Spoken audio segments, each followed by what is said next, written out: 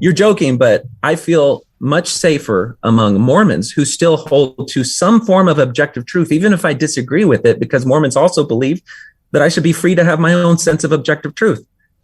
And, you know, and the ability to speak my mind, even if they disagree with it. Now, they won't let me speak my mind if I want to be counted among their numbers, because they'll boot me out right away. But at least they'll let me in the culture hall and I can eat some funeral potatoes. Hey, with supervision.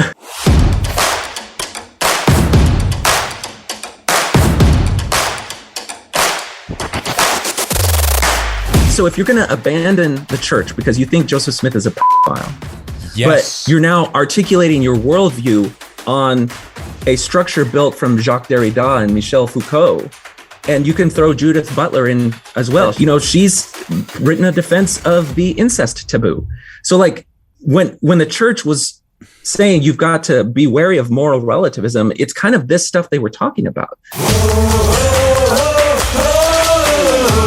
Actually, I'll let you introduce the topic. Sure. So I was thinking about something that I've been trying to get to in my own podcast, but I think it's fine to expose your audience to it as well. And maybe it'll actually get a little bit more circulation that way. And that is good things that ex-Mormons tend to abandon, which they shouldn't. And if you put that as like the title, you're going to get a lot of like, nobody can tell me what I should or shouldn't do. And like, I totally get that, because once you leave the paradigm of a top-down hierarchy, authoritarian religious system, you don't want anyone telling you what to do. And so I want to kind of diffuse that at the first. And I'm not accusing ex-Mormons of being bad or anything like that. I just think that there's something that as we go on this journey away from the church, you kind of have to stop back. And I want to preface this with a concept called Chesterton's fence, which has made a little bit of a comeback recently. Have any of you guys heard of Chesterton's fence? No, this one's new. So there's this is a guy named G.K. Chesterton, and there's a quote in one of his books that I'll read, and it's, "There exists in such a case a certain institution or law. Let us say, for the sake of simplicity, a fence or gate erected across a road. The more modern type of reformer goes gaily up to it and says, 'I don't see the use of this, let's clear it away.' To which the more intelligent type of reformer will do well to answer, 'If you don't see the use of it, I certainly will not let you clear it away. Go away and think. Then, when you come back and tell me that you see the use of it, I may allow you to destroy it.'" And I want you to think about that. When you see a fence, great. That's super wise. And you look around and you don't see any, why is this fence here? There's no reason. You tear it down. You have no idea.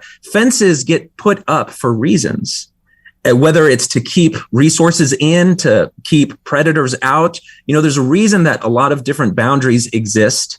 And if you go in and simply tear it down without thinking about its utility, you may end up endangering yourself, making yourself more vulnerable. And it's just it's a principle that you really want to very carefully consider the things that you abandon that worked so well. When Kwaku tells me that he has a great deal of happiness, he has a great deal of community, he has a great deal of things that he has by nature of his membership in the church that he doesn't have any confidence he would have without that, I believe him. And that's because there's very good aspects of the church that people can gain benefit from. And it's actually really sad, and I felt it in my own life, that you lose it when you lose the community of the church when you decide that you have to step away, because there's something very good about the community of the church. Brad, are you signaling you want to interject something here? I just really, really like this principle that you're talking about, because I've heard a very similar way of talking about this, where if you have a school that doesn't have handicap access, the best option is to build wheelchair ramps to that school rather than tear the whole school down, right? If you have one issue with the entire structure, don't get rid of the whole structure. Just solve the problem. You sound like a prog. It's the revolution versus reform quandary. Exactly, the revolution versus reform thing. And I think this one's kind of funny, because I feel like, and maybe I'm taking this the wrong direction away from where you want to go with this, but I actually had a good conversation about this with a woman on my mission, where we were talking with her about things that she saw going wrong in our ward. And I was like, hey, you know, if there is a cog missing from the machine that makes it run, what do you do with that? Like, if you could just put the cog back in and then things would run well, that's maybe the best bet, right? And she's like, that's what I tell my labor unions. And You're telling me that I just need to come back. I'm like, yup. And I do think there's a degree of that in ways that people can like help fix things that are maybe going wrong. But back to you. Take it the direction you want. No, that's okay. I get your point on that. And people who've left the church that have the wounds that they see in their life from the church, you know, you spend a lot of time wanting to point to the bad things in the church. And I'm not going to invalidate any of the bad things that critics have to say in the church. The people that feel hurt by that have reasons that they feel hurt for that. And many of them are legitimate. And so what I'm going over here is not to say anything about any of that. All of that stuff is real. This is just to say, despite that, there's some good things in the church that, you know, you can hold on to, even if you do decide that your place is not with the church in the future. So one of the things that, so I kind of distilled it down to, I think, 3 things. And the first one, I think, has been one of the hallmarks of President Nelson. And a lot of ex-Mormons like to really criticize the prophet because he's the person who holds that authority that you felt once you realized that authority was not legitimate in your life, according to your new beliefs. It's kind of an affront to your agency. But he has really doubled down on this idea of universal humanity, that all are children of God. And so that we should see each other, regardless of our backgrounds, regardless of our orientation, our gender, our race, any of those things, we should see each other as fellow children of God. And what that allows you to do is it allows you to have a very unifying and universalizing conception of humanity.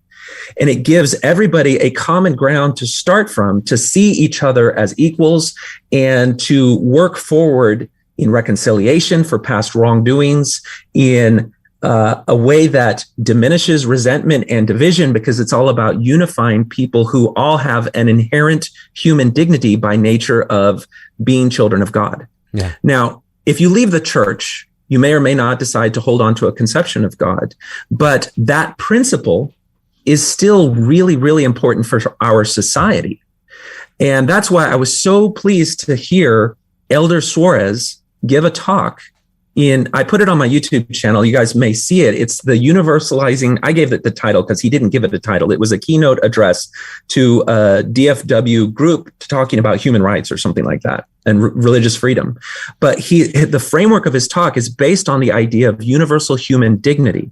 And I love that way of framing it because it doesn't refer to any God or anything like that. And so it's a concept that people who do have a abiding faith in God can say human dignity, yes, it's something that is inherent to our state as children of God. People who don't start from a premise of God can say human dignity, absolutely, it's something that is inherent to our nature as human beings on a planet. And so it's a universalizing principle that can serve as a foundation for what I think is the most productive way for us to progress as a society. And that's when you contrast that with the type of moral framework we're starting to see that our conversations need to have around dividing society into identity groups, pitting us against each other on a hierarchy of oppression, and even betraying our prior revulsion against things like racism by saying we have to do reverse racism in order to make any progress.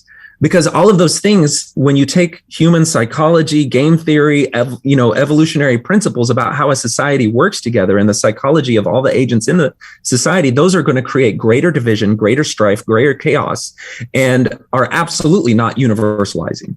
And it's gotten to the point so much that we're now saying that Martin Luther King Jr., who was the principal architect in the conversation around ending the segregation era and progressing us as a society, and his idea that, we should be able to see everybody as that the content of their character is what matters, not whether they're skin or white or black, and a very encompassing universal view of humanity.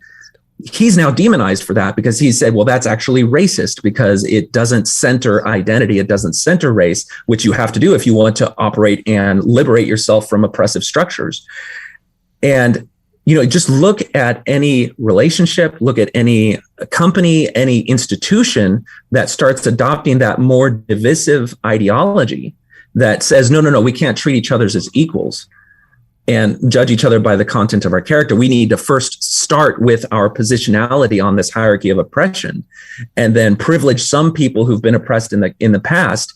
That is the moral framework of the day. That is the conversations you're starting hearing online and institutions, and it is toxic to any pluralistic society that has people of all different backgrounds and ideas. So that's kind of that principle of the universal humanity that's in Mormonism articulated as we're all children of God, is something that if you step away from Mormonism and you abandon that universalizing principle of human dignity, I think that you just look at the stories of different societies that have decided to stratify their culture by class. I'm doing a series now on my podcast where I'm going through and I'm finding all the different depictions of struggle sessions from the Cultural Revolution in China, and biographical accounts of people who lived through that, because the same type of discussion about how we should stratify society around class and the same demonization, we call it cancel culture or whatever. Just look at the accounts of these struggle sessions and you'll see what happened.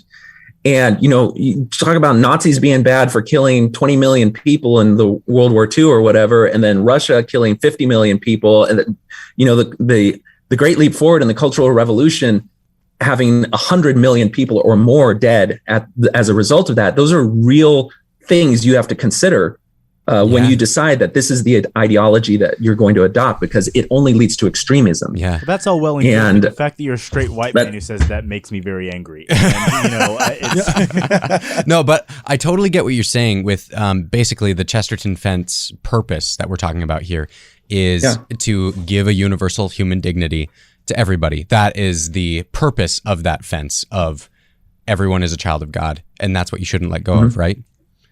Yeah, well, absolutely. I'm going to jump in and then we'll throw to Quaco here. Here's a question for you, Jonathan. I've had this conversation with many atheistic people. Dennis Prager has had this conversation. And my question on this is, I don't see how without a belief in God, you can justifiably anchor a belief that all humans really do deserve dignity, because there's no precedent outside of a Christian God who believes that all of his children have an inherent value as his children. And as the Doctrine and Covenants says, the worth of souls is great in the eyes of God. The Greek gods viewed humans as disposable. In all the pantheons of all the other thought processes and worldviews that humans have been able to come up with, whether it's communism or atheism or whatever, there's never been a way that humankind has been able to truly give itself the dignity you say we need to give it until we had Christianity. And I don't think any faith has a doctrine that better articulates that inherent value than the Church of Jesus Christ of Latter-day Saints. And that's actually the number one reason. If you go back and you look at a very old podcast that we did with Jim Bennett, where we were asked, what's the number one most important thing that you like about the church that keeps you in? I said, it's the fact that the number one lesson is that you have an inherent value as a child of God, and that the number one most translated song in the world, thank you to the Church of Jesus Christ of Latter-day Saints, is I am a child of God. And so my question for you is, I agree. You and I wholeheartedly agree that first and foremost, we need to view each other with that human dignity. Hence, we address each other with Rappaport's rules of engagement. Hence, we view each other with Chesterton's fence law, and so on and so forth. But now my question to you is, how, without a sincerely held belief in God, can we actually view each other as dignified? Because I've never seen a non-Christian society do that. Well, this is something that's actually very personal to me, because it started my own journey, kind of that eventually led me out of the church. So this might be a dangerous idea. That's it. But, shut it down. Shut it down. No, set fire to the recording. I was working as a physician in the military, and I was thank you for your service. Started to rotate through the Army base, and I started to see these broken bodies of these young people who were far younger than me, families that were just decimated by the death, and what I came to determine was kind of a pointless war. And in my search for my own answers on that political question of is this really how, like, what do the prophets have to say about war? It led me to some very difficult places for me to understand as a Mormon. When I saw the prophets kind of just saying, just do what your country says, to the point that there were Mormon and you didn't really have prophets speaking out against unjust and illegitimate wars. And that led me to ask the question, are there moral frameworks that I can understand that still provide me to kind of make sense of all of this, but exist outside of a religious authoritarian structure? And so I saw the people who were pushing back against the war. And it was actually Ron Paul. It was like this debate that he had. He was and he my started boy. Talking about Ron Paul was my boy. He started talking about blowback and the reason we were attacked at 9/11. And Rudy Giuliani was like, well, you need to take that back. And so then he came out later with a reading list, the Rudy Giuliani reading list. And so I started paying attention. Who is this Ron Paul guy? And why is he the guy who I think is actually talking from a moral position of strength about the problem with our war? And so there's a line of thinking that you'll see libertarians, philosophical libertarians, not political libertarians, that start with something called the non-aggression principle. And it is rooted in the concept of of natural law, natural rights, that was the philosophical air around the time of the founding of our Constitution. And it's those principles that made its way into our Constitution. And I think part of the reason that you find such a synergy with your conception of human rights as coming from God is because a lot of it did, I think we have a lot of Christian thought in centuries before that helped the philosophers who came to this point be able to articulate it, but they articulated it in a way that doesn't make any reference to God. You can understand the moral foundation of the non-aggression principle, and then how it branches out and how you can try to understand any particular moral question by kind of working your way through the premises and assumptions that stem from the non-aggression principle. But for me, that was a way to see that human rights and human dignity can exist in a way that you can then say, well, wait a second, if this thing is true, but then this particular religious leader is betraying that principle, then I need to make sense of this.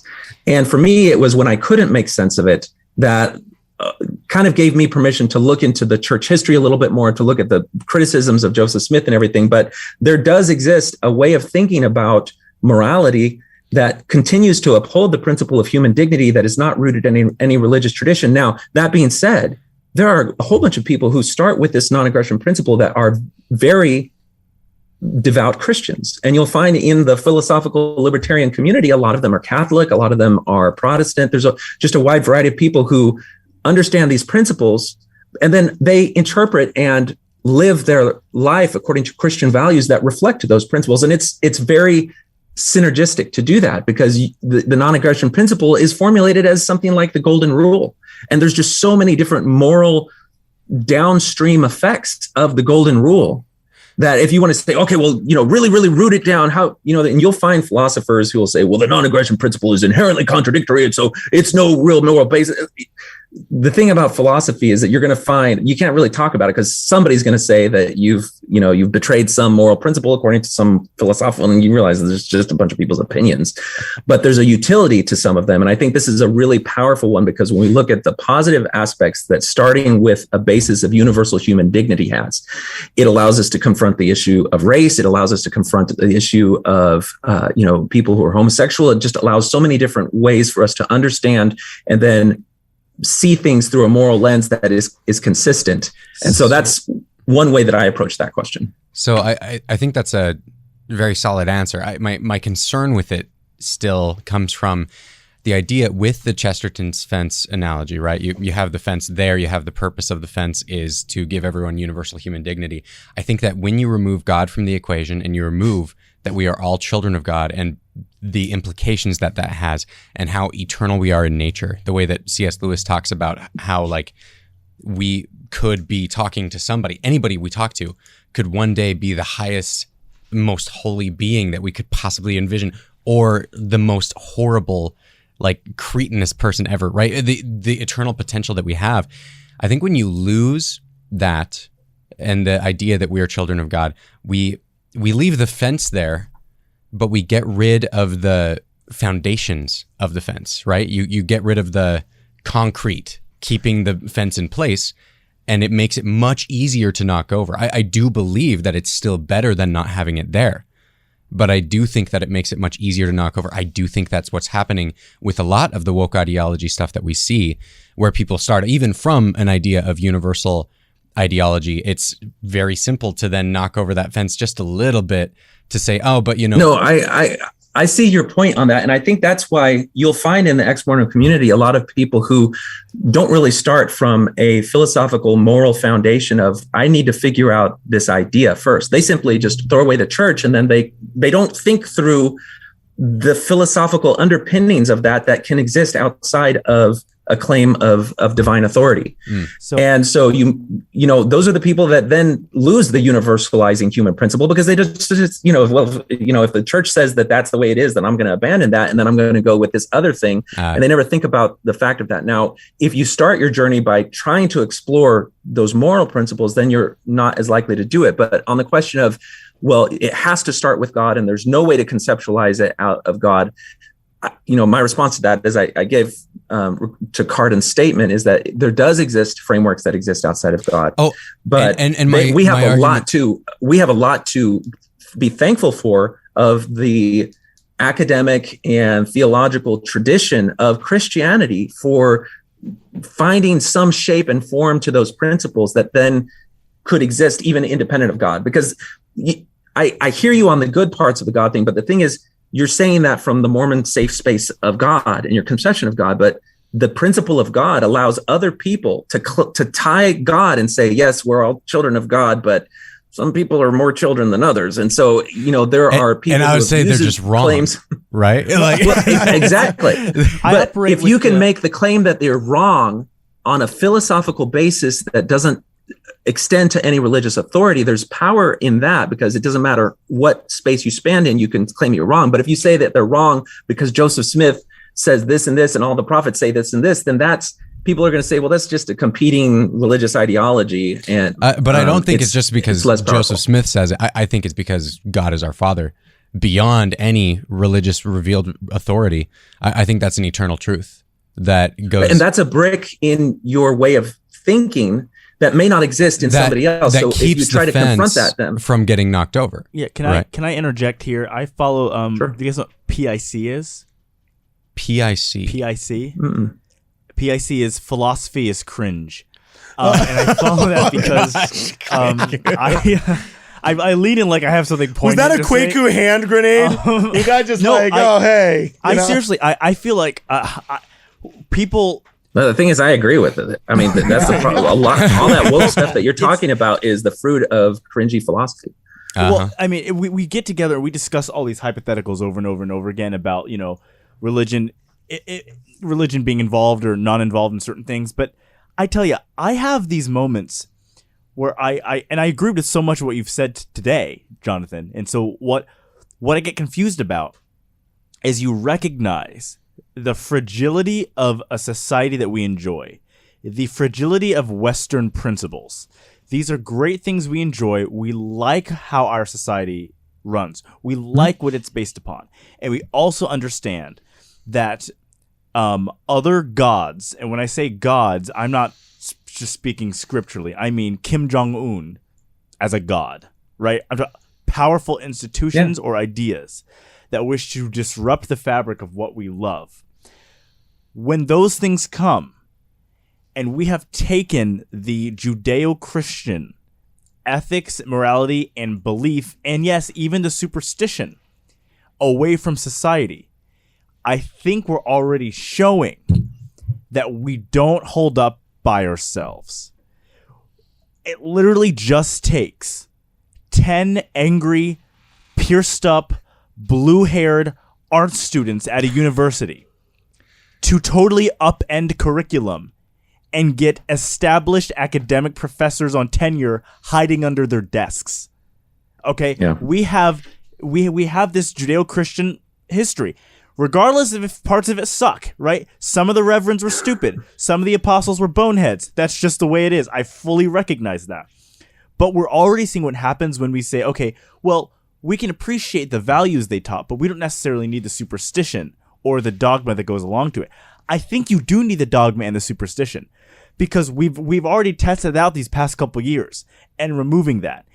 And it sucks. It literally sucks. I as a college-aged guy, what's happening on my, and by the way, you're Gen X, okay? And Cardin, you're Gen X. So you guys I'm an elder millennial. Don't you dare put that shame on me. You two are millennials, okay. Gen Xers, I think, Jonathan, you're a Gen X.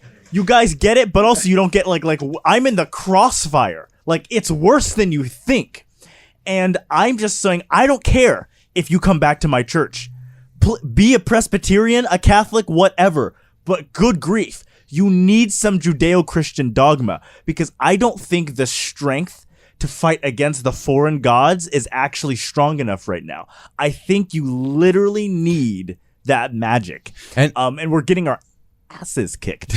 Yep. Well, I want to validate what you say, Kwaku, and I think that I don't want it to be seen as dogma as what we're adhering to, though. I think that when you say Judeo-Christian stories, values, and the superstition and all that stuff, part of the trouble I have talking with you guys is that I know what it's like to live in the church and to conceive of church as an authoritarian top-down. When I say authoritarian, I mean there's a line of authority that exists in a hierarchy that it goes in one direction. You know, there's a concept called polity that different churches have, which is how the church manages itself. And the Mormon church has a very top-down, rigid hierarchy polity.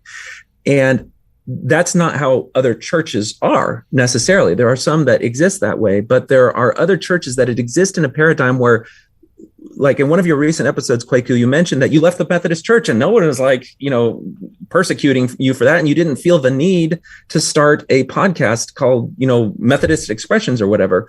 But that speaks to the different character of what it means to be in certain types of other churches where there's not an insistence on a particular line of thinking about things. And stuff. So I'm participating in a community theater outreach, which is basically just the youth program of the local Lutheran church. And I don't go to the church. I've been to it a few times. I'm not a joiner, but I'm totally in on the community outreach part of it because it's like the best parts of the community. And they have prayer before performances. The leaders cuss. It's like, it's very irreverent, but it's unifying and it's beautiful. That's awesome. And when I go to their liturgy, I realize that what they see of religion is very different, because in Mormonism, it's very materialistic, meaning that it believes in a very tangible world, matter and everything. And it's very literal and concrete. And they believe that truth does matter and that the things that they teach are true. And in the past, there was a literalness to that truthness. And we're seeing it morph a little bit more into metaphorical. But these other religions are far ahead of the game on that. And so they're able to continue to talk and include superstition and include scripture, even though the pastors themselves know that there's so many problems with seeing scripture as like historical documents or literal history or everything, but there are lessons in those scripture that have stood the test of time. And yeah, there's a bunch of crap in the Bible, but those aren't the lessons that continue to make them way into the sermons. Okay. And I'm sorry. I thought you were ending right there. I apologize. I was just going to say, I told you 45 minutes. We're coming up on an hour and 45 minutes. I'm not causing grief with your wife or anything like that, right? Know. Okay, so there might be some. Okay. Okay. We're going to end in 5 minutes. I'm sorry, Mrs. Streeter. If you can hear us, it's not our fault. Kwaku, one last question, yes, two last questions, and then we got to let him go. I still have two more points. If we can finish the conversation. Hit it. Yeah, we should fit those. We should fit those. We can fit them all in. I just wanted to make sure that I'm not getting, but I don't care what the I want to hear if Kwaku has anything to follow that up. The natural flow. I just want to finish with this one point before you get there, Kwaku. Yeah. Okay. So there's a famous debate between Sam Harris and Jordan Peterson. And Jordan Peterson I started that debate really conceptualizing truth as the Sam Harris paradigm. which is that I live in an objective world. I need to look at things objectively and rationally. And Jordan Peterson did his best in that lecture to evade that being pinned down on objective truth. And it became clear by the end of like 8 hours or whatever, he wasn't really concerned about objective truth. He was concerned about truth in the sense of things that have a way of bringing meaning, purpose, and efficacy into the life of people who hold on to it. And when I started to, because everybody hates Jordan Peterson, so I'm like, let me see what the deal is with this guy, because everybody hates him. And so I started listening to some of his stuff, and I started seeing that the way that he was analyzing and looking at scripture and scriptural story, trying to draw useful ideas and principles out of them that have an effect if you apply them in your life, and have a broad effect in society if everybody applies them in their life. I saw there's something to him that I found worthwhile in following and seeing, and then just kind of revisiting my whole conception of the religious question. And I think there's, you know, I don't agree with him in everything, but I really like the idea of looking at scripture and mythology, just because I love analyzing movies, and I love, you know, it's kind of weird. One of the things I really thought was ridiculous and bonky about Scientology is that L. Ron Hubbard said like the storytellers and the creators were this, you know, higher level of being. And I was like, he's an idiot. But hey, what are you talking about? That's amazing. Yeah, but when I see the stories that last and the stories that have meaningful effect in people's lives, those things are really powerful. And so you can look and find scripture in the Book of Mormon and in the Bible, principles and ideas that do have a positive effect if you apply them in your life. And you can do that even if you understand and you accept the idea that the Book of Mormon is a piece of 19th century religious fiction. There's still stuff you can learn and find useful, particularly if you don't put yourself under the entire umbrella of the authority paradigm there. That's from my perspective. Yeah. But you can do that. And I do with Lord of the Rings. You know, it's a beautiful piece of literature. Like the book that made me cry more than anything else is just like Les Mis. And the story, there's such, you know, it's a very Christian, very religious thing, but there's your answer. So it's exactly right. Like you're saying exactly what I think, but just the opposite. So like you're like saying, I'm like, no, I agree, but that's bad. Like that's what I'm saying. It's like when you don't have the David and Goliath and the literal belief of those things, you've got to get the J.R. Tolkien. You got to get that. You have to do the other stuff in place of it, but that doesn't save us from the foreign gods that want to come in. And I mean, again, without bagging on our other Christian friends, the Lutherans certainly have not stepped up to the plate to protect our Western society. And here's one thing I want to say about this. No. And then we gotta let Jonathan get to the rest of his stuff. Let him finish everything. I think we can disagree about whether or not this principle works without God or not, but I think you are 100% correct that it is far better to have it there as universal human dignity, whether you believe in God or not, right? I think we can all agree on that. Right? Yeah. Unless it's I agree. And also, we're going to move on to the second topic you want to talk about, or the second part of topic what you want to talk about. But before you do, the last thing I'll say on this is we just recorded a podcast where somebody asked us if they thought there was a legitimate reason to leave the church. And I said, I don't like the word legitimate. It's not the word I would have chosen, but there's reasons that I often can understand more. And I gave an example of parents that I had lived with in a children's hospital of Los Angeles, where you just see so much suffering from a child and you think, how is this possible? And I think I made an example of people that go to war or other things like that. So I just want to say that I literally just yesterday recorded a podcast in which I say I can empathize with much of what caused your questioning in the very beginning.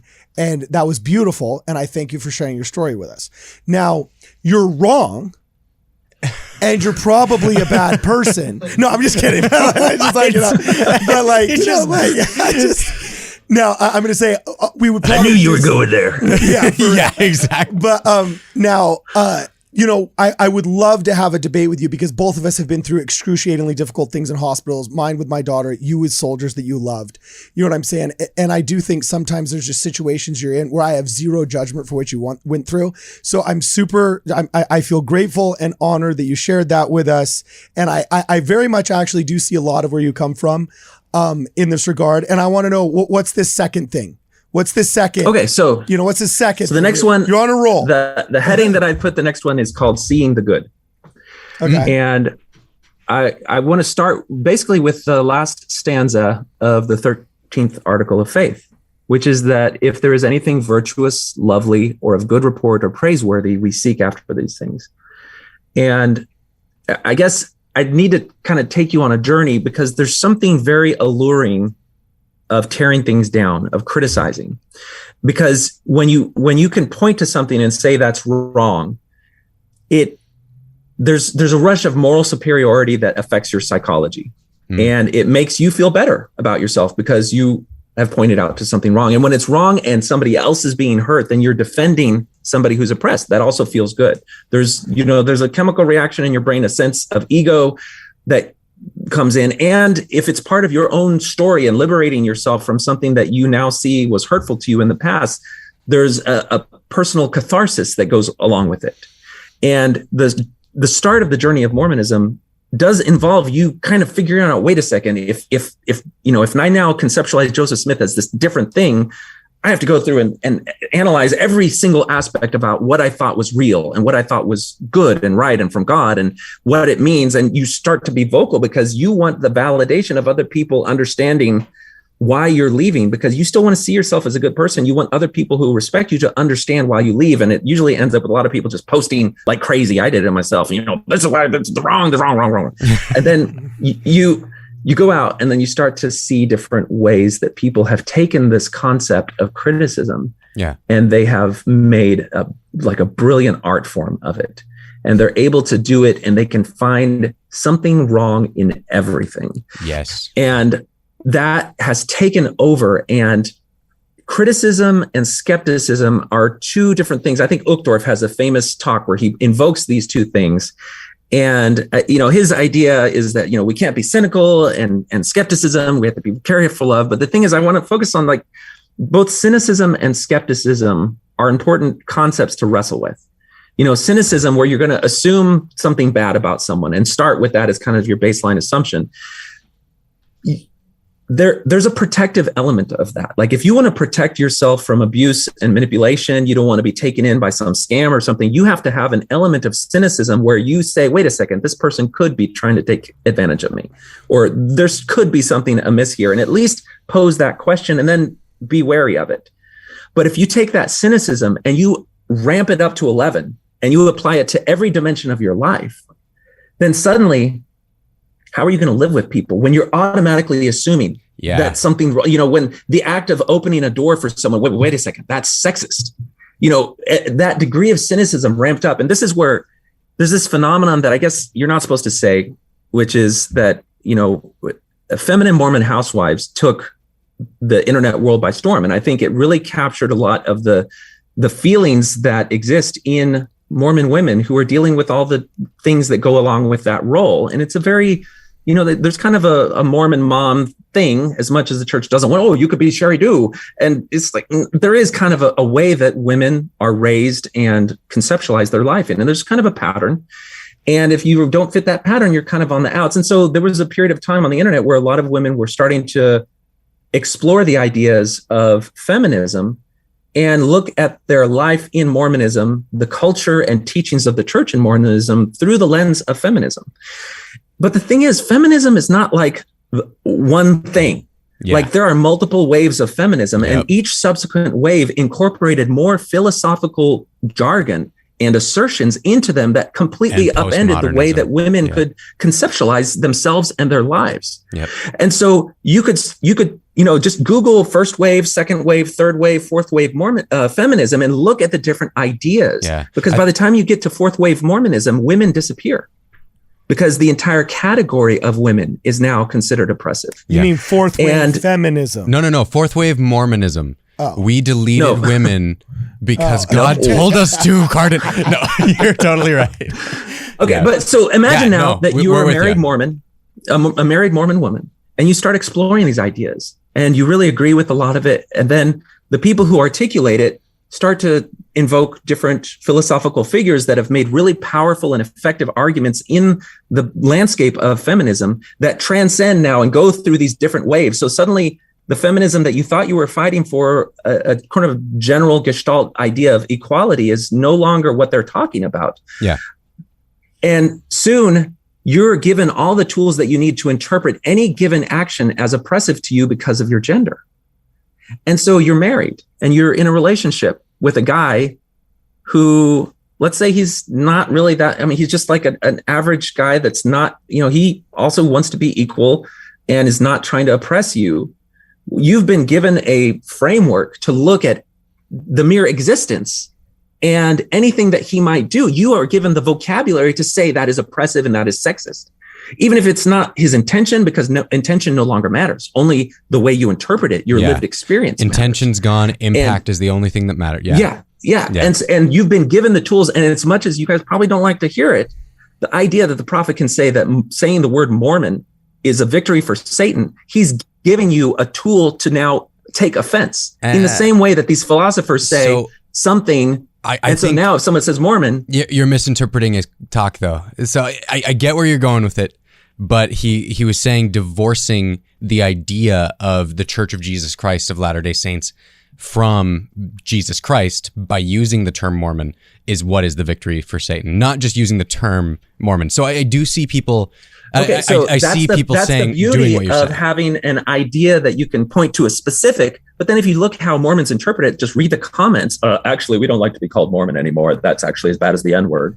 And like you can see how people are applying that I get what you're saying. Lives, yeah, how I get it's what you're actually saying. affected them. Yeah, and they're wrong. But they've been given now a new reason to take offense in the same way that feminists who go to the extremes of that ideology have new ways to take offense and to feel like it has to. And the thing is that I don't think that was President Nelson's point at all. And I think they're twisting it and doing it wrong when they do that. But I get where you're coming from. So are we saying that, like, honestly, just women are a mistake, right? Have we just all? No. What I'm saying is that anytime you adopt an ideology, you got to ask yourself, at what point does this go too far? At what point, if I take this ideology to its extreme, am I now incapable of having any relationship with anyone? Because just imagine that the roles were reversed and your husband was now interpreting anything that you said or did as oppressive to him, even if it wasn't your intent, even if you're trying, that's an interpretation that's going. Now, I know I'm going to get reamed in the world of feminism for saying this, but just look at how, like, I guess that goes a little bit into the last point that I have, but I need to finish this thing about cynicism. So cynicism can be protective and healthy to a certain extent.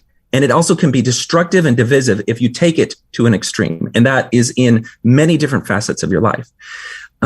Skepticism now.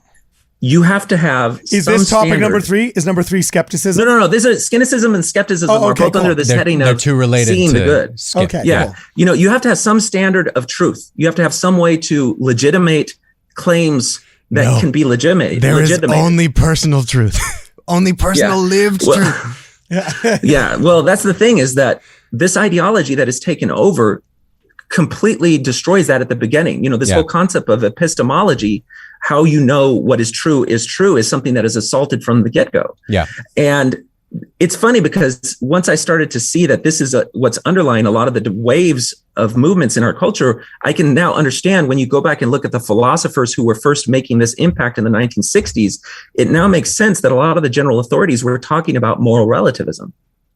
Because you'll hear a lot of ex-Mormons talk about, well, we've got to deconstruct this and deconstruct that. Oh, and it's we've like got to look at power gaslighting, hierarchies. dog whistle. Well, no. I'm not talking about that. I'm talking specifically about deconstructing. Is like the new deconstructionism. One. No, it's like, this one even predates those. And I totally see where you're coming from, because I got a theater degree, and weirdly enough, this was what we were taught. Exactly. Yeah.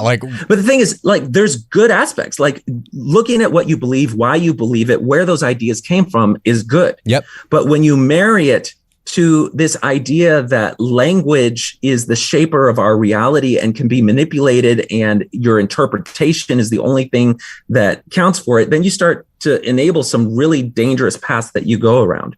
So, people who go and they'll get liberal arts degrees and they studied a whole bunch of Michel Foucault and Jacques Derrida, as ways to understand how we can look at the power structures in society and conceptualize knowledge and see that knowledge is really an exercise of power and we need to deconstruct and work with all this stuff.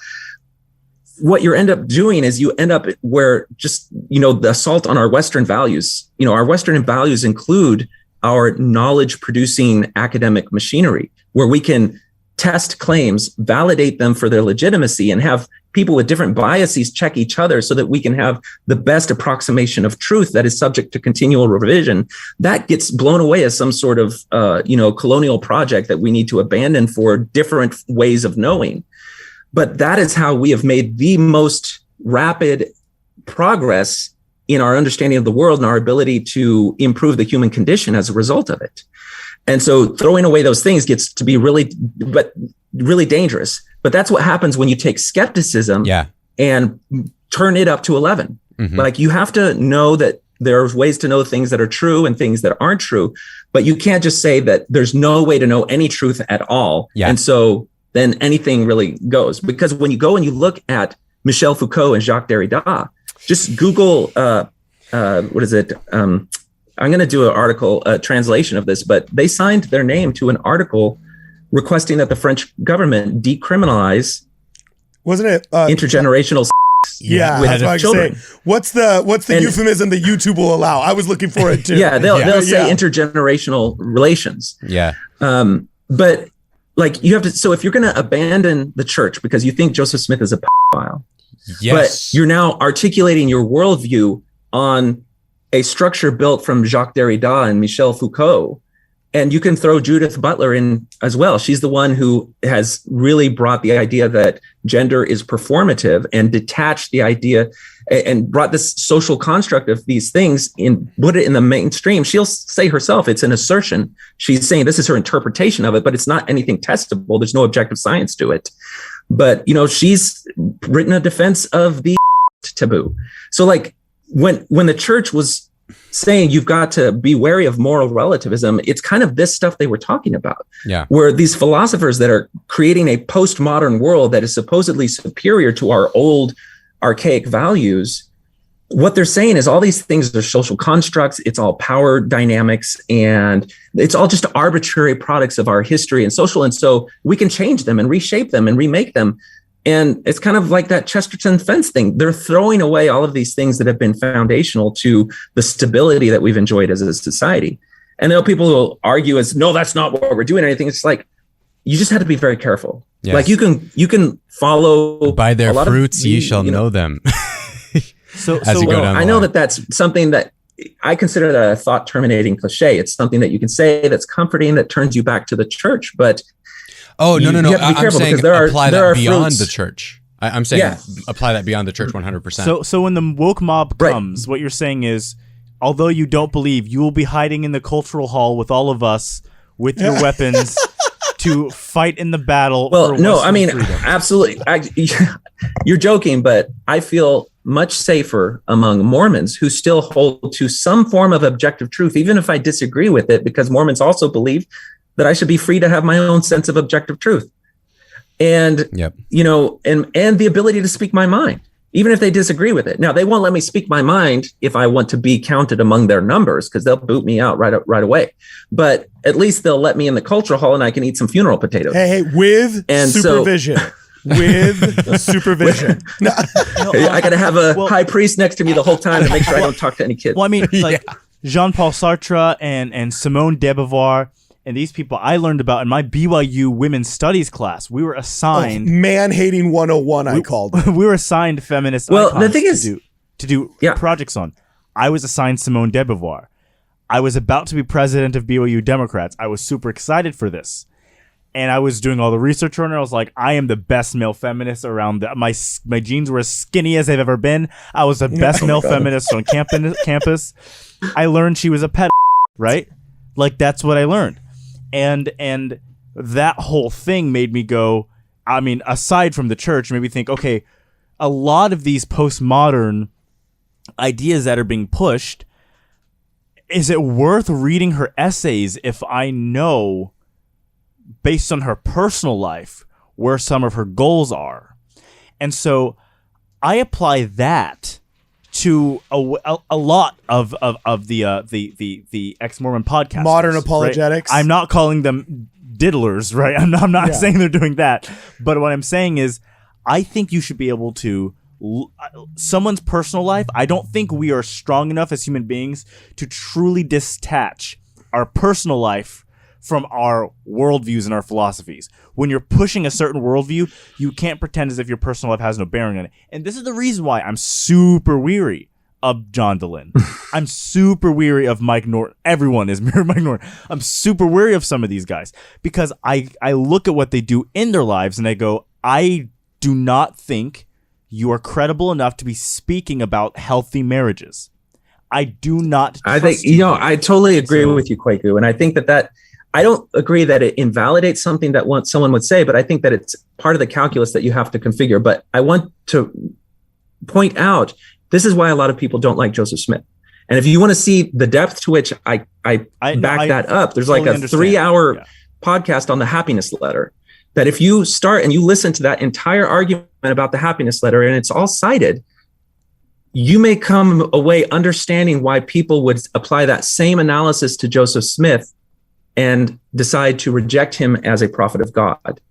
And it's using the exact same argument you just made. Fair enough. And that's fair enough. Mm-hmm. Isn't the happiness letter? Isn't that like it's not the CES letter, but it's like it wanted to be, right? Isn't it like you know what I'm saying? No. Happiness letter was written to Nancy Rigdon. Oh, yeah, it's like it was written to Nancy Rigdon when Joseph proposed that she be his secret illegal plural wife, and she rejected him, and she started to raise a fuss, and he said, "I will write you a letter." And when you read the letter, you can see it includes the voice of God in the first person. So you can see Joseph is using the voice of God, in the first person in his case for why his proposal of plural marriage was actually righteous and just and overcoming her moral objections to it.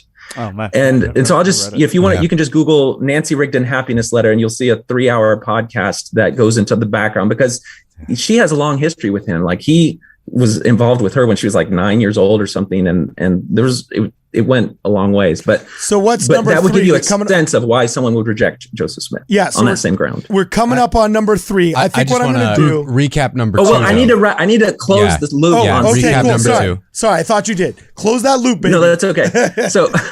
So what it takes to overcome this is to allow yourself to see the good in the church. Allow yourself to see the good in the world. Allow yourself to see the good in the flawed history of the United States. Because all of us are imperfect. And for any of us to pass moral judgment and completely demonize another person, you're going to miss some of the things that you can learn from other people, from other institutions and everything. And so you can get in that mode where you're just hypercritical of everything. But then it takes a toll on you psychologically. You start to be depressed. You start to lose hope for yourself, for the future. And it's a really dark place. Yeah. But it is facilitated by this mindset where you just become critical of everything. And once you pull yourself away from that and you start to see that it's okay to find good things and to be okay with bad history and it opens you up to reconciliation. And it can open you up to reconciliation with an individual, with an institution, or with your own past. And I think that is a principle that we're losing sight of, that it's something that Kwaku, I think in particular, and you guys all have spoken to numerous times on your podcast. And it's something that I hope that ex-Mormons start to see value in trying to find good in.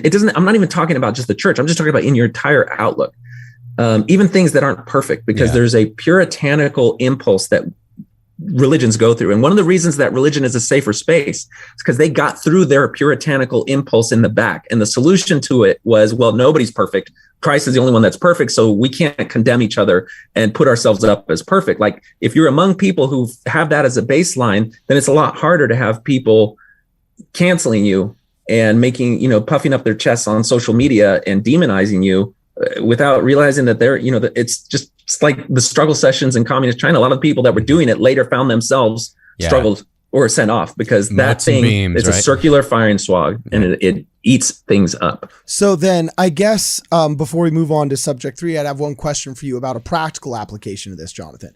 I agree with like 99.9% of what you say. I don't say 100% because I'm sure there was something in there that was wrong. No, that's fine. Right. You know what I'm saying? And besides, when my bishop sees this video and he says, why didn't you disagree with this? I have to have an out.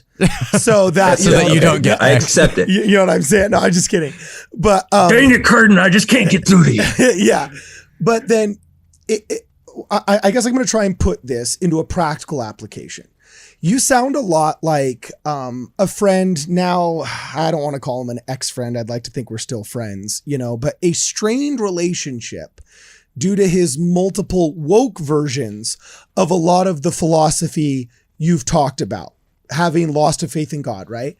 And now there's this big thing of him not wanting to give permission for his child to get baptized. Wife wants it. The kids want it. They're all still believers. These are the most insanely overachieving on the spiritual scale of children I've ever met. Just because like as 8 and 11-year-olds, they're going through spiritual exercises questioning like, do I actually think God exists? Dad says no. Mom says yes. Mom says pray. Dad says this is all just emotions. Like I'm talking with these, actually I shouldn't say 11-year-old. Now it's like 13 years old, But I mean, do you know what it's like to talk to a 13-year-old who's literally saying, I'm trying this month to figure out the difference between just my personal thoughts and the spirit? Like that's amazing questions. Some dudes don't ask until they're like missionaries. They get stumped in the middle of the third discussion, right? So what would you say to that person who maybe is more cynical and woke than you?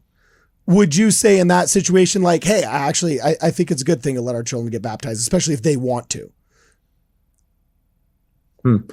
I think when you talk about a kid, it's not really the kid that is driving that as much as I know that it feels good to say the kid is choosing it, but the church now has to deal with a mixed faith marriage. And to the extent that the church wants to live up to the idea that it respects the wishes of the parents, then that will play out. So if the church says that we need consent of both father and mother in order for a child to be baptized, then the church will stand by its policy on that. I'm not saying the policy. I've had bishops. I agree there has to be a policy of mutual consent. I never want there to be any kind of coercion out of any kind of religious ritual or anything like that. I'm just saying, if you were sitting there having a beer with your buddy and you're at a bar and that buddy was the woke version of you know what I'm saying? And was the one not wanting to get his kids baptized. Right after you just gave me this, 20 minutes of recognizing the good parts of the fence, not letting too much cynicism pervade while still maintaining your skepticism. What would you say to that guy as you're just mono to mono advice? Okay, yeah, sure. So we're dealing in this scenario, this hypothetical, with a child who really wants to get baptized and a mother who really wants to get baptized, but the father is wary of it. Yeah. And but informed consent is all there. Reading the Book of Mormon, going through the trials. Like, I memean, you're dealing with, dude, my grandpa was lying about his age at 16 years old to want to go freaking die on the beaches of Normandy. All right. So if there's, a 14-year-old that wants to get baptized, because by the way, I'm merging like 7 cases in our stake, you know what I'm saying, into one hypothetical story here. Well, I mean, you have to be very careful when you say consent is there. I think you and I would both agree that a child cannot consent to the relationship that Jacques Derrida and Michel Foucault would want them to have, because they're not mature enough to make those kinds of decisions. So if you're going to apply that same principle of consent to an 8-year-old, then it's really, you have to think very carefully about that. I'm not as worried about the 8-year-old as the 17-year-old who's been put on ice for it for now 9 years. And it seems like now it's more of a culture war than it is an actual spiritual war. Right. Well, I think there comes a point in a father like that where you have to kind of take a cost benefit analysis of the relationship you have with your son. And it's possible, like, it's really easy to get really all up in arms about these things. But if you center, we're going to use that language that they're so popular, center your relationship with your son and just say, is there anything, if you can look at this concept of baptism, and it probably is more relevant at 8 years old, not as something that you consent to, but as a time where it's important to talk about certain moral principles. And this is another thing that I think you kind of miss when you leave the church if you don't realize its value. And as you could say that, yes, baptism is this thing that could, coerce and manipulate someone, but let's deconstruct baptism. Okay. It's a time where we set a standard relatively young in a person's life, where you talk to them about the reality of moral dimensions to your choices. The fact that the things that you act on and choices you make, the way you treat other people, impact the people around you, impact the world around you, and impact yourself, can limit the choices you have. So starting to talk to a kid young about the impact of their choices is actually really good. And that's part of the conversation of baptism. I think that, a lot of parents are afraid of what they perceive as the coercive elements of baptism. And I get it. But if you're already in a situation where you've made the choice and you're in a mixed faith marriage and you've made some compromises to allow them to continue to go to church, then you just have to realize that if you prevent them from being baptized, there's certain milestones they're going to miss in the church. Yeah. It's kind of funny when I went to my Father's Day. Your approach is one that prioritizes. Sorry, we lost you for a second. We lost you for a second. And I thought it sounded like you paused. Yeah. So sorry. I was just going to say that when I went to the Father's Day activity, there was like 6 of us fathers there because we were like a really small ward. And I realized I was actually the only baptized member. Like my ward has a bazillion mixed faith marriages in it, both ways. That is unusual. You know what I'm saying? I was literally the only baptized member. Yeah, I mean, if the parents could say, wait a second, he's going to miss out on the milestones that are the part of the church. And if it's really important to his kid, as long as he's doing it, saying, listen, I understand this is important to you and you want to make that decision, but I want you to keep an open mind. I'm going to respect your choice to, go through this and have the church be a part of your life. And I want you to share your thoughts and feelings about it, but also understand that I'm your dad. And I'm going to have a different way of looking at some of these things. And I love you just the same. And I want you to understand that when I communicate these things to you, it is out of love. And I don't want to coerce or compel you either way, but he kind of has the opportunity to be more open and, more respecting of the individual's agency, because it's okay if he chooses to do it. You're still going to love him and you're not going to feel like he's missing out on anything. You're going to continue to give all of your love to him. And I don't know, it's a tough position. And I can't say that what I've just said is the right way. It's just kind of how I would approach it in that position.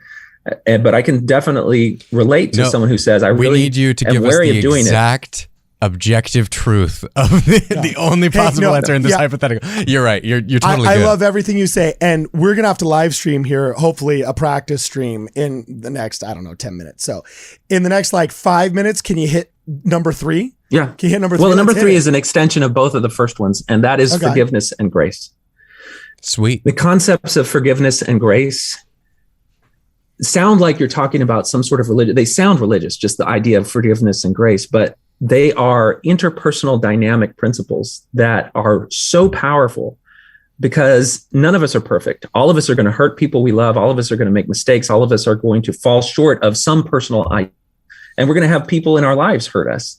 And if we take the worst chapter in somebody's life and then try to get them non-personed, whether you want to call it canceling or demonization or whatever, it's going to, if you start applying that to everybody in your life, you're going to find yourself alone and in a sad state of affairs, psychologically speaking. Yeah. But when you contrast that with what can happen when you extend forgiveness and grace, even on this issue of race relations and everything, forgiveness and grace opens the door to reconciliation. It opens the door to empathy. It opens the door to a stronger bond and connection for our society and for interpersonal relationships. It is so much more powerful than absolute demonization. Now, that can be abused. You can have people who feel that they're entitled to forgiveness and grace without being reciprocal in the way that they treat the harm that they've done. Yeah. But I don't want to, if you leave Mormonism, I don't want to let go of the value and the effect of forgiveness and grace.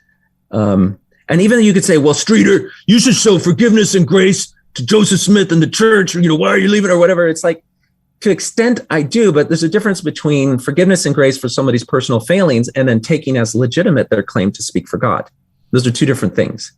And And so that's why a lot of ex-Mormons may reconcile a little bit to the church, but that doesn't mean that they're going to shape their lives after the decrees of the brethren. I think that what I see going worst in some of this with what you're saying is when you have people who leave the church and then they decide, oh, all of my family members, all of the people I used to know, they are 100% brainwashed cult members, and I can't interact with them without bringing that up. I think that's something that like just destroys I hear you relationships. guys say this a lot. Yeah. And that we both do caricatures on our side. Yeah, You'll have dude, just that go guy. through our comments, dog. Just go through our comments. It's the same thing though. But you got that guy, but then like there's people on the ex-Mormon side whose families don't want them over for dinner anymore. And who are literally written out of the will. And they just need like to be you're not defending categorically that. condemned. I'm not defending the other thing. And I'm not saying that you are. I'm in fact, I'm saying that like, just like you're bringing up the people who like cut out their family because they left the church, they're 100% wrong as well. I think they're not living that law of forgiveness and charity that you're talking about here. However, I have issue though, like I'm a little bit with Quaku on more this often one. than not, though. I mean, look, if you say, I don't know if I really believe that Joe Smith is a prophet, and they go, you'll show up your Thanksgiving dinner and I'll punch you in the face. I don't think that's happening. But if they're saying, hey, our religion's wrong, and I think this is a cult, and I'm going to talk to Billy and Sally, my younger siblings, and try to get them not to believe, I think usually that's more of how it goes, and the parents are like, I don't want you coming over if this is how you're going to be. To me, that makes more sense, Yeah. and that's actually what I've seen in the real-life examples of how and I think we can so disagree that on... issue about children is really important. I went through the same thing when I left. I spoke to each of my kids. My kids were the same age as Helen Mar Kimball was when I was the same age as Joseph Smith was. And that was a convincing story for my daughters, who were then felt more comfortable voicing the concerns that they had already had.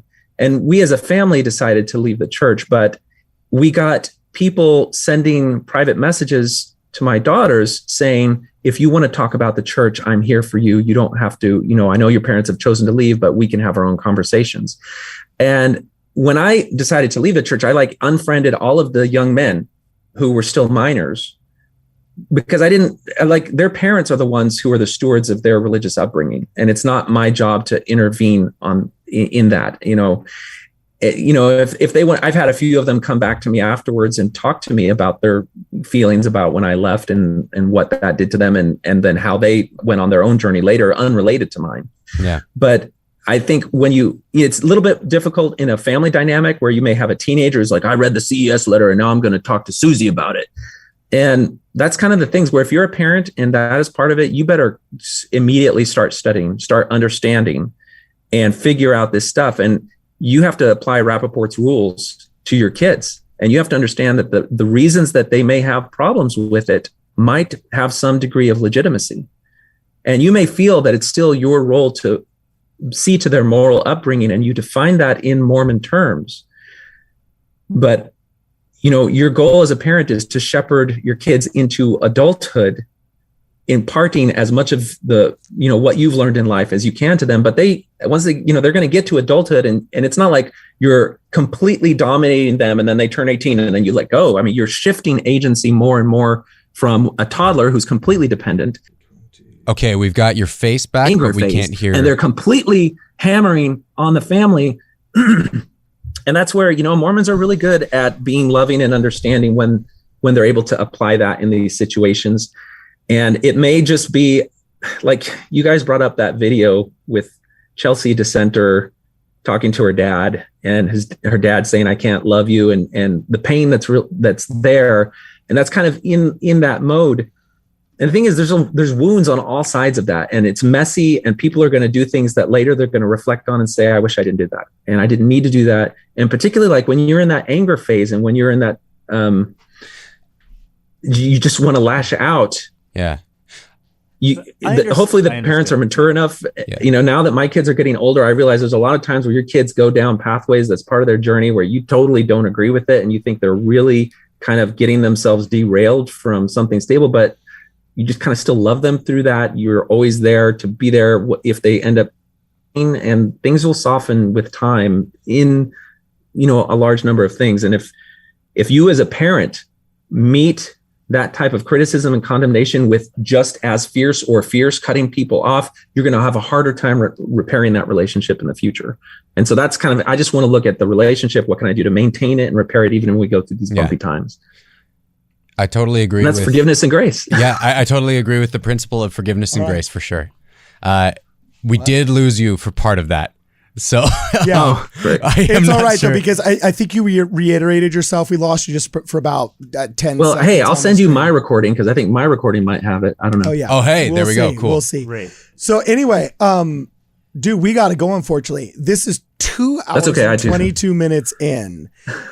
This was awesome. I'm very grateful. And by the way, I have to tell you, what a beautiful world we would live in if the worst we had to deal with on Midnight Mormons was Jonathan Streeter. And what a wonderful world we would live in if the worst you had to deal with was Brad Whitbeck. Maybe not Quakerwell and Cardinellis. They're bad actors. But you know what I'm saying? At least Brad Whitbeck, you know? Hey, that's their profession. Don't call them bad actors. savage. I already checked out your IMDb page. Your IMDb page, Messiah. Man. Yeah. Oh no. He That knows. was He funny. knows.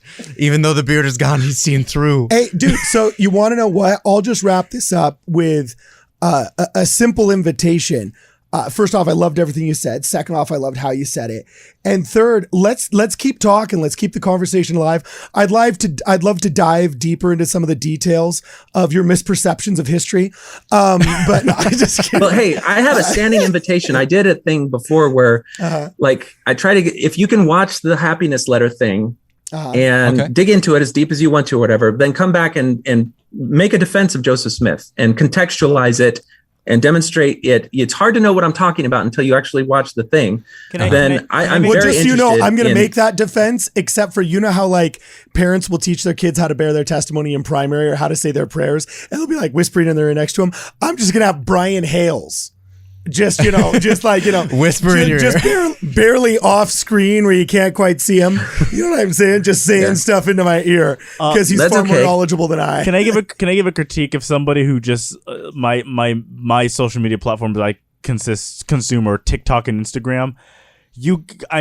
Every time I've seen the happiness letter, it's in someone's link on Facebook, or it's like a 5-hour long Zoom cast. And it's like, I literally can't, I will not watch that. I'm sorry. This video was so long. I don't know if you guys know. I've converted to another religion as this podcast has happened. That's how long it was. He started his own cult while we've been talking. My gosh, it's too long. All right. So thank you very much, Jonathan. This is awesome. We will be in touch. How do people follow you if they want to follow you? Thinker of Thoughts on YouTube, Thoughts on Things and Stuff on Facebook, and the website thoughtsonthingsadstuff.com.org. I don't know. All right, awesome. That's it. Nice. Well, there you are. Cool. Hey, All right. well, thanks for coming. Hey, you've been great and listening to me, and that's something that, you know, it's not usual that we get two different sides in this type of extended conversation. Don't worry, I will be cynically clipping all kinds of different things that misrepresent you on social media. We're gonna have like a series. Kwaku, why didn't you respond like this at the time? You know?